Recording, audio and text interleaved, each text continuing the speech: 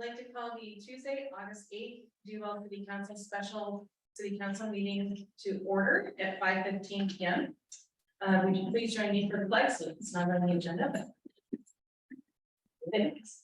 Pledge allegiance to the flag of the United States of America and to the republic for which it stands, one nation under God, indivisible, with liberty and justice for all. All right, clerk, will you please take the roll? Yes. Sorry.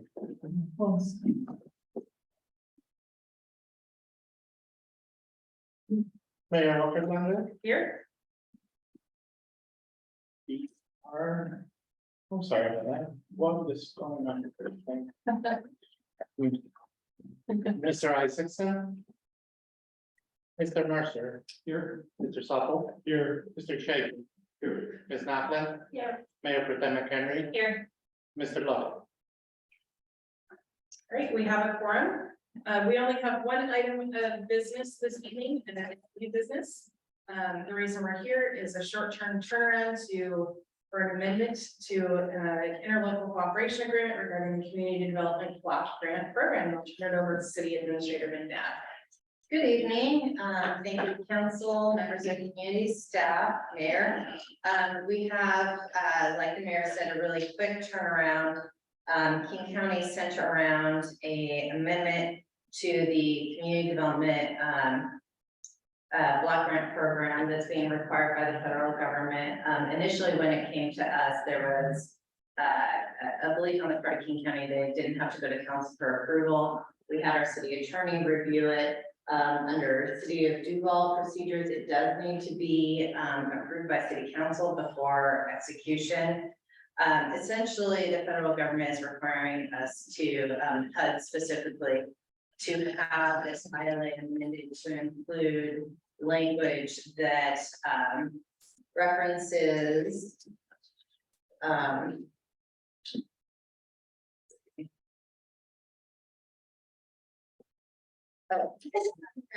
civil rights. So it's a technical amendment only. No changes have been made to the substance of the ICA. All the signatories to the ICA have to sign it. Has to be delivered by August 11th back to King County. And this is what makes us eligible for block grants. And we have a few here in Duvall that we've been eligible for, not many. But we do have a couple of local areas where we can be eligible for these kind of federal block grants. So that's here. I didn't do an agenda bill because it was a super quick turnaround. So for your review, but also for your vote tonight, because we have to get it signed and executed by Friday. Great, any discussion? Councilmember Schaefer?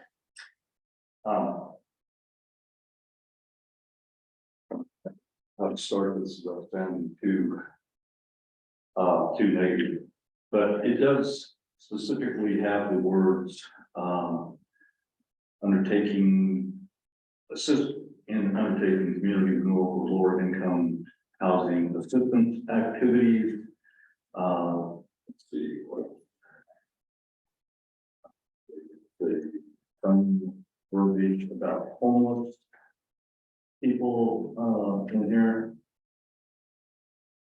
Yes. I'm sorry. It's Basic families, homeless assistance, and suitable living environment, economic development activities, such as for persons with very low to moderate incomes.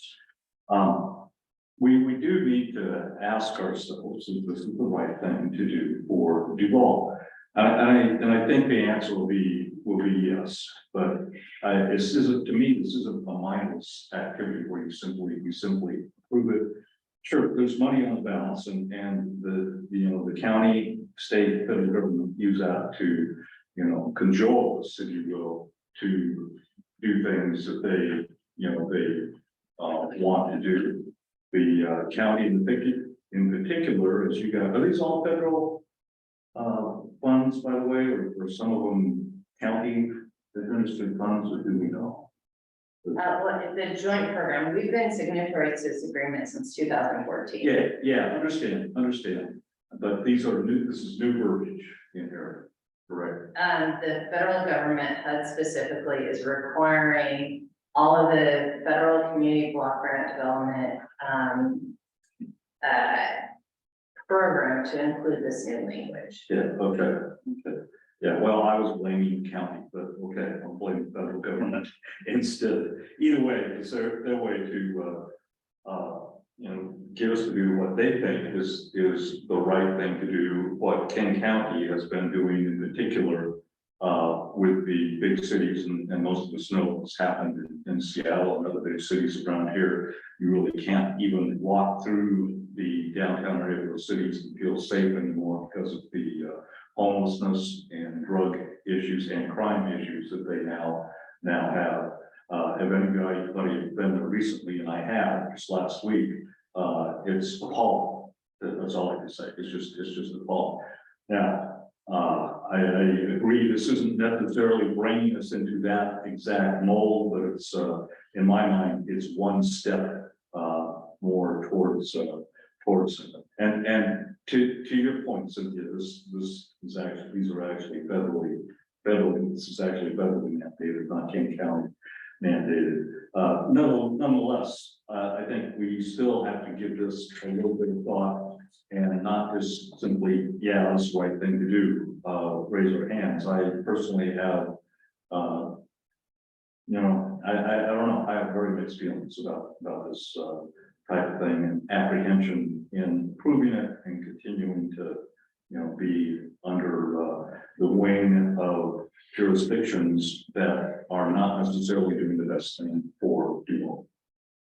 So we have been the beneficiary recently of one of these programs on 144. So we have accepted this form of block grant and have used it to the benefit of Duvall.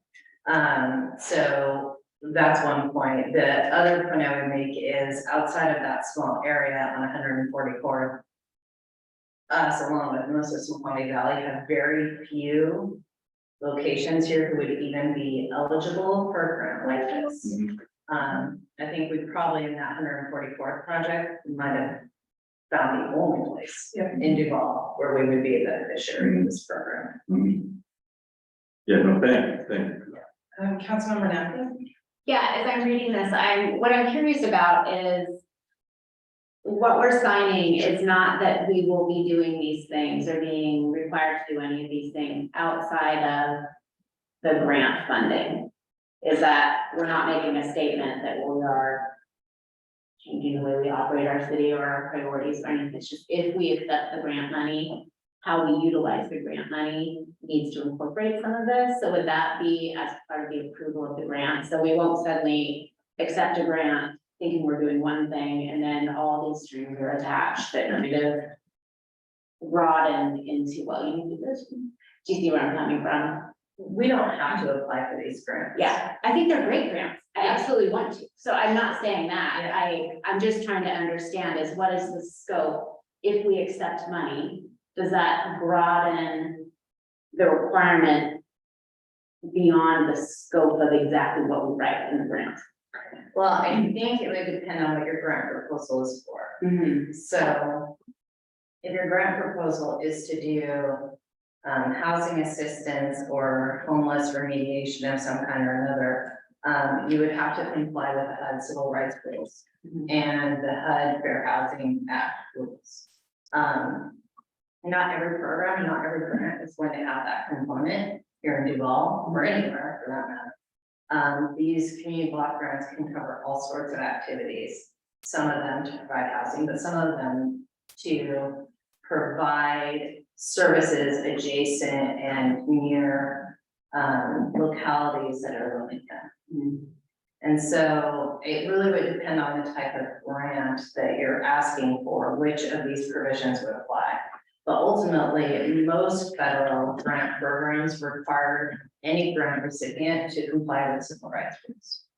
And Within the scope of the project. within the scope of the project, yeah. They aren't gonna start auditing all aspects of our city, saying you need to do this and more and that. Because I think, is that kind of what you're worried about, or? Both, Oh, but okay. within the scope of the project, if for example, we decide that we would bring homeless, housing into Duvall. I would be extremely concerned about that, likely against it.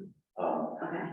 It depends, I mean, you can use other examples like Acres of Diamonds, for example, which is that absolutely top-notch charity that does wonderful things. Something like that would be, obviously be supported by me, but other things like that.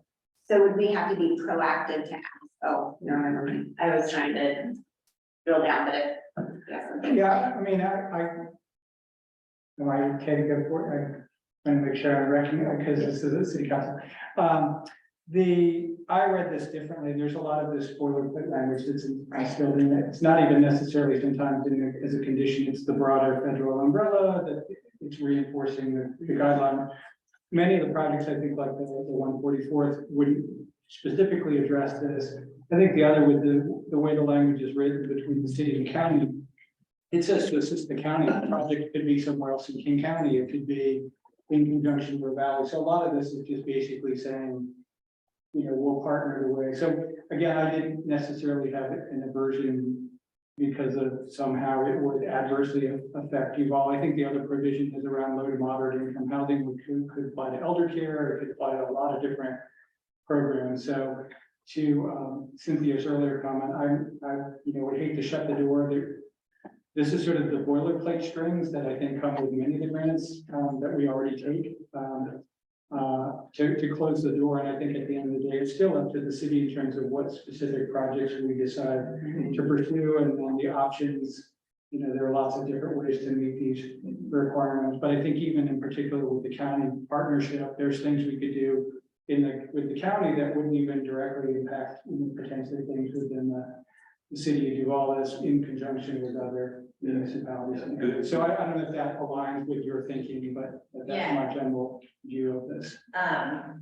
When we apply for and receive federal Department of Transportation grants, for instance, the civil rights rules that are embedded here are the same civil rights rules that the DOT has already required in their contract. So there's nothing really new here, other than HUD is finally saying your agreements have to have that language. Councilmember, well, first of all, Councilmember Duvall, did you have any feedback? No, not really. I mean, I'm not overly concerned about, all of a sudden their streets being intense, from homeless as a result of accepting any grant money here. I mean, we don't have to accept any grant money, right? We don't even have to apply for the grant if we choose to. So it's just another avenue of getting more revenue into the city if we choose to do that. But I'm not overly concerned about turning Main Street and Duvall into Third Avenue in Seattle. So. Yeah, sure. I serve on the Joint Recommendations Committee, and so I'm familiar with some of these things. And I guess when I read this, I feel it's more similar to what our city administrator said. These have always been there. It's just now they're clarifying more firmly, like putting in language in that really just clarifies what's already existed there. And there are a lot of really amazing projects. If you're curious, we could talk after about some of the things that have been done in other areas. It's just, it's about pooling money and then helping fund those bigger projects when they do come up. And for each jurisdiction, it might, be every few years or something like that. And just helps, there have been some really interesting, like even there was an improvement project at like a elementary school in a really low income area that they just would never have had the funds to do. That also benefited the greater community because it was like a community garden type thing that they did there. So anyways, there's a big range of projects. I think you'd be surprised at the kinds of things that come out of, that are focused in these areas, but I think they just wanted to back some language up, something that's already been occurring and put it in writing. Councilmember Schaefer? Well, first of all, thank you for that. I agree 100%. Another good example, by the way. I don't know exactly what funds it used, but the senior housing, affordable housing that bring up in Carnation right now. Which I'm very supportive of. I think that's a great project. one comment on Main Street becoming Third Street in Seattle, it could happen. It doesn't happen overnight, it doesn't happen in months, it happens over years, even over decades. It creeps in little by little. We have to be very careful about what we, what we do for that. Because like I say, it's easy to make that statement, but 10 years, 20 years from now, it could happen. So let's not fool ourselves. I'd like to add just a little bit, if I may. The reality is one of the reasons our big cities like Seattle and Tacoma have such an unhoused human challenge is because they're the ones that provide all the social services. That's where they're all located. That's where transit is accessed. That's where the food banks are. That's where the shelters are. That's where mental health veterans care is. And in fact, veterans are a good chunk of our unhoused population in this country. When you look at what's unhoused humans as a whole, they don't tend to go where they don't have access to services. So in theory, I mean, the reality is we have unhoused humans that live in the Snoqualmie Valley. They live in many different places, some in their cars, some in the woods, some up on the Total Pipeline Trail, others filtered through our cities. There is a shelter in the city, I think it's Snoqualmie or North Bend, that is there to house our unhoused humans. But the reality is that in most jurisdictions, unless you have access to services, you're not likely to be at risk of being overwhelmed.